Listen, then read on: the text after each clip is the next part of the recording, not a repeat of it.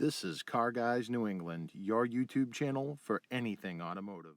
You bad, cause it's bit bad. She want me the bag, like chips at the front. This fuck, I'm fly like a pelic in my bed. I like get my way, hella quick. They get gonna put up on the elephant cut. My trunk, yeah, it's in the front. Of course, it's in the back. This a big, this a real big difference. You just want a club. I just need them racks. You just wanna party, so I just wanna rock. This is Jay with Car Guys New England, and today we have part 7 of redoing the hydraulics in the Lowrider Caprice. So my last video actually got some interesting feedback. I heard from somebody I haven't heard from in a long time, and actually thought that the house call was directed at him, which is absolute bullshit, not the truth.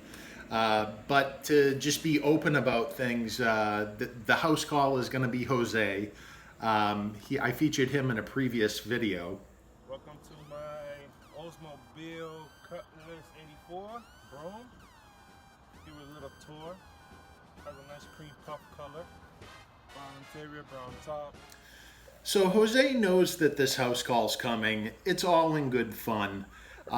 You know, and it's more just about me coming back out with the Caprice, just to say that I'm not done. But anyways, let's get back to the Caprice, because that's really what I want to be doing here. And we're back in the workshop. Got our cylinders that we had built up in a previous video. So what I'm going to do is I've already wrapped these 45-degree fittings with Teflon. You got to make sure that you put the Teflon tape the correct way, and that you skip the first few threads.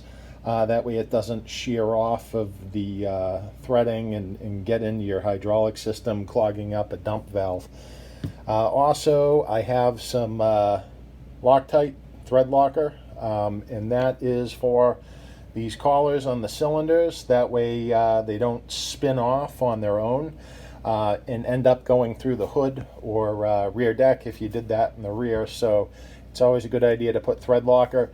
Some cylinder manufacturers now are putting a set screw on those, which I think is a great thing to be doing. But the thread locker works very well, so we'll be doing that in this application and just installing the fittings. All right, so I got the cylinder in the vise to protect the paint finish on it, and unfortunately I have to use a adjustable wrench, which I absolutely hate these things, but I don't have anything big enough for these larger fittings. So this is a 45-degree fitting that I had mentioned, so we're just going to thread that into the end of the cylinder, get it hand tight, and now I'm going to crank it down with the adjustable wrench. All right, here we go. Tightening up. We're just going to go slow until we get this where it's snug and leak proof. We don't want any leaks. Leaks are a loss of pressure, obviously, so that is not a good thing to have a leak.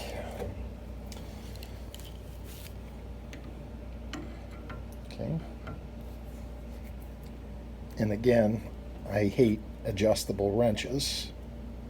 They're terrible.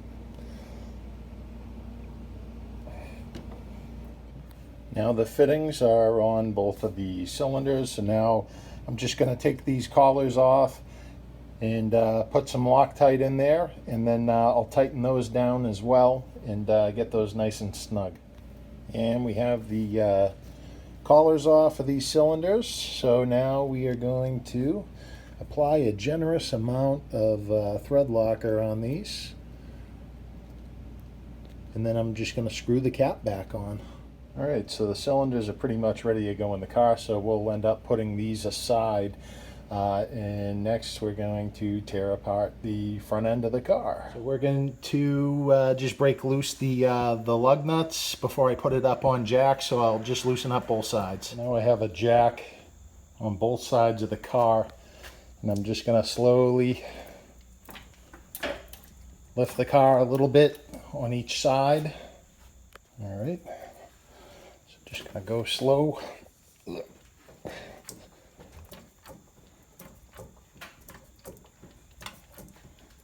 Okay, let's go up some more.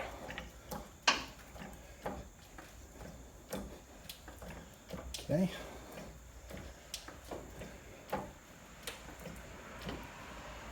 And we are officially off the ground. I want to go up a good ways though, and you'll see why. And the car's off the ground. It's on 4 jack stands in the front, just so I can work on this a lot easier.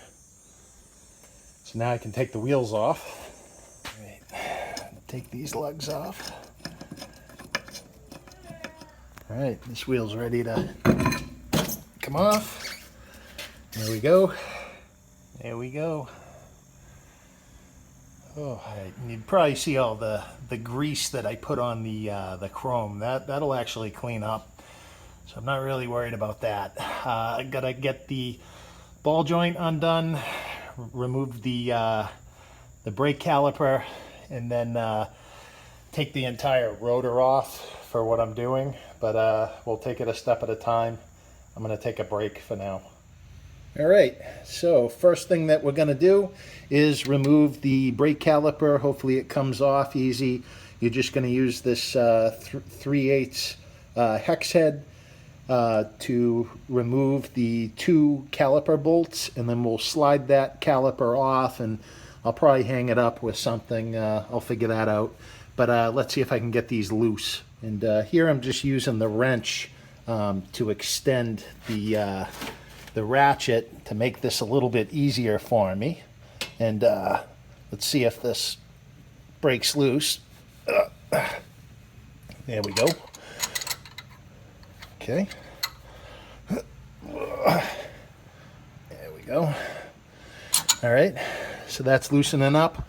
Let me work the other one, and we'll get this caliper off. Okay, now it's turning easy.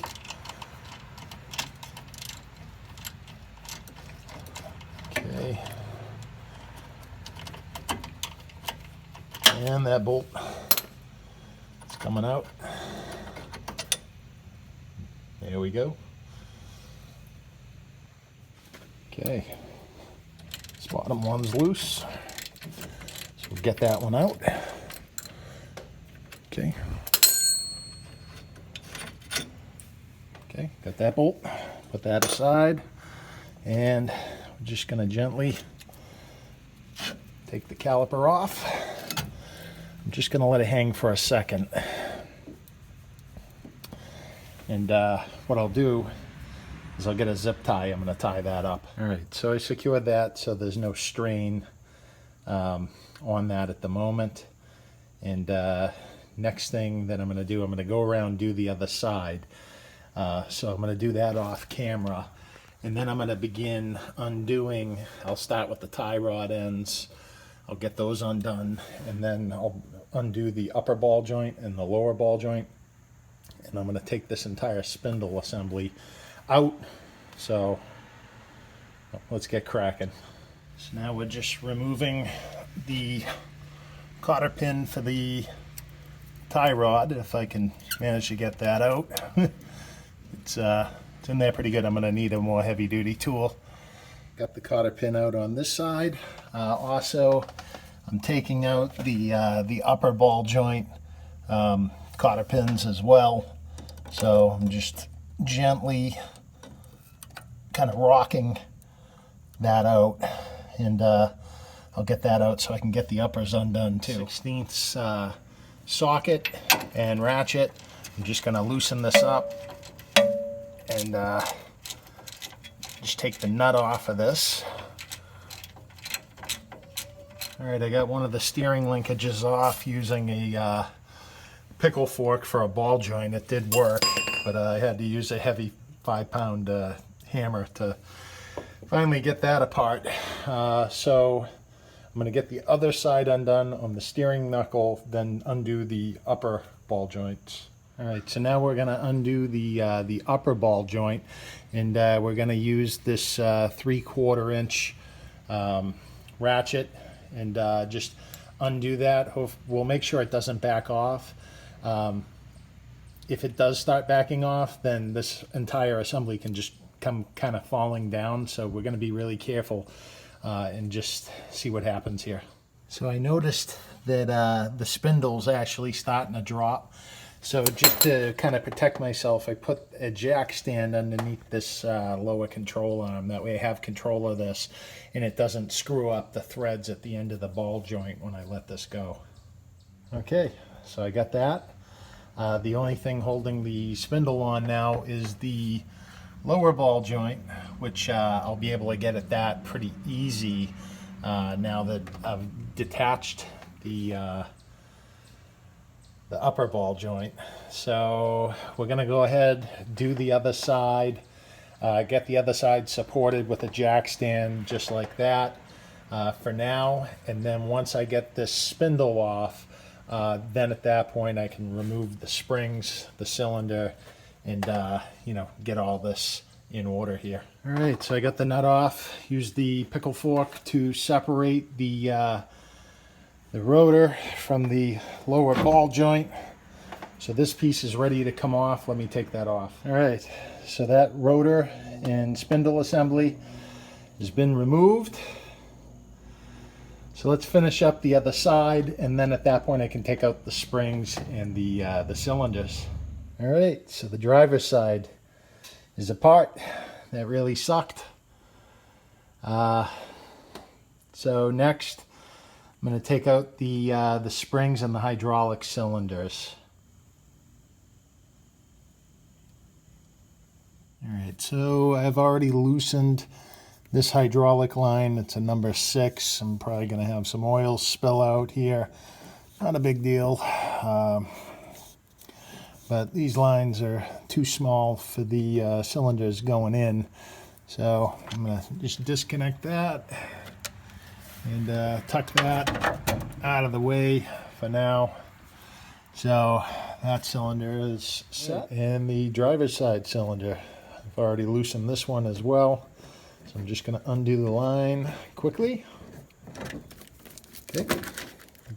Tuck this one out of the way once again. So that's out of the way. Cylinder is disconnected on both sides. So these are ready to come out, and we'll pull those out in a moment. You can see that grease is all over everything. I did this when I got married because I had to store the car at my parents' house, and those were some difficult times for me. But all of this is going to clean up really easy. So this will all be beautiful chrome, including in the wheel wells and everything. Like you can see that this grease will just come off once I start cleaning it and everything. So that actually preserved all this chrome from rust over the years from the car sitting at my parents'. Okay, so we're down below again. And what I'm going to do here is remove this jack stand. I'm going to put on some gloves, so I'm going to have to put down the phone. But what I'm going to do is let this lower control arm drop. I'm going to remove the spring, and then I'm going to slide the entire cylinder down and out. And hopefully I don't make a huge mess with hydraulic fluid doing this. And then we can start assembling the new cylinder and spring combo. Okay, so we have the old springs next to the new ones. The new ones are 4.5 ton. They're just flat on both ends, so I'm actually going to use those, even though they're a hair shorter than the old springs that I had. So we'll switch that out. Now, the one problem that I ran into here is that these donuts don't fit the Blackmagic cylinders. They won't even go over them. So that's kind of an issue. So I'm dead in the water at this point. So it is what it is. And just like that, things are delayed. I was hoping to have the entire front end back together today. Didn't work out that way, so I have to wait on some new donuts to come in, and then I can reassemble the front end of the car. But anyways, if you guys enjoyed this video, be sure to give it a like. If you have questions or comments, be sure to comment down below. This is Jay with Car Guys New England. Until next time, take care.